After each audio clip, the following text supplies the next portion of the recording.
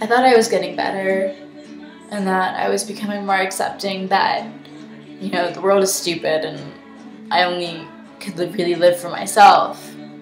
Because at the end of the day, that's all you have to live for. Because if you live for somebody else, you're not living honestly. If you're living because somebody else tells you to, that's not being true to yourself. You have to stay alive because there's hope for you. There isn't really hope for humanity. They're awful, they're greedy, they're rude, they yell at everybody, they're always angry. There's not a lot in the world that makes many people want to stay alive. And the people that do are simple. And in a way they're lucky. Because they don't have to think about the things that you and I might. But also they're unlucky because they can't analyze the way that we do. And the gift that we have is also what destroys us. So we have to understand that at the end of the day, we live for ourselves.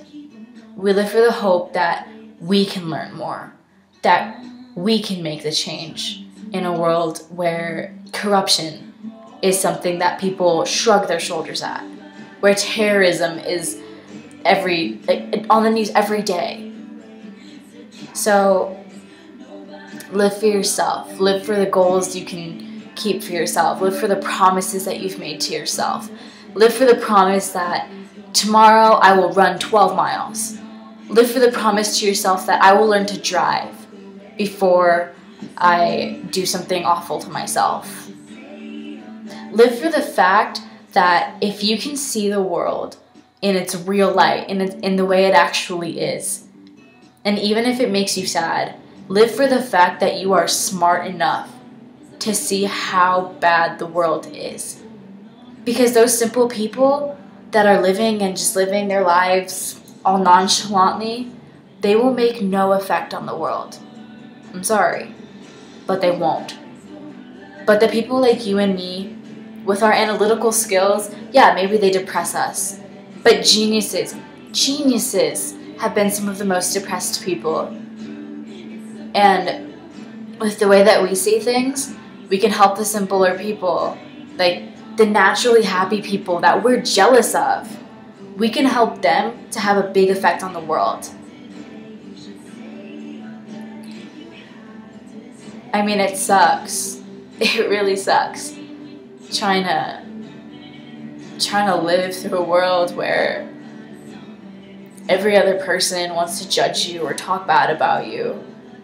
Where every other person thinks nothing of corruption and thievery and even murder.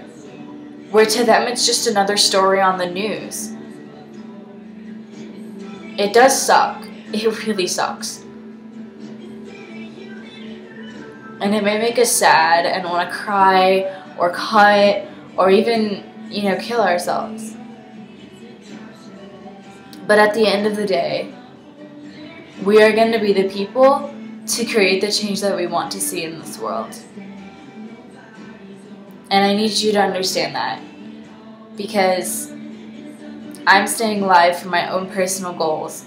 And because I know that someday my analytical skills, my understanding, my realism, even my cynicism will eventually help someone or something, hopefully even a huge country, affect the whole world. I mean, that's dreaming big. But everybody has to start somewhere. So start with yourself. Make goals for yourself.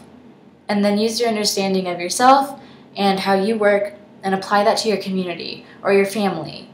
And help other people who can't necessarily help themselves or see what we see.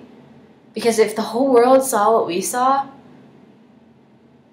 we could create a race of people that actually comes together. Not just a few small groups of people who believe in peace and unity, but a whole world of people who would rather sit down and read a book together than duel with swords or guns or knives. Just maybe. The hope for humanity isn't in humanity. It's in ourselves. I realize that sounds kind of silly, but you can't look for hope for an entire race outside of yourself. At the end of the day, you are part of that race, but it's up to you to be a better, bigger part, even if you're a little sad in the meantime.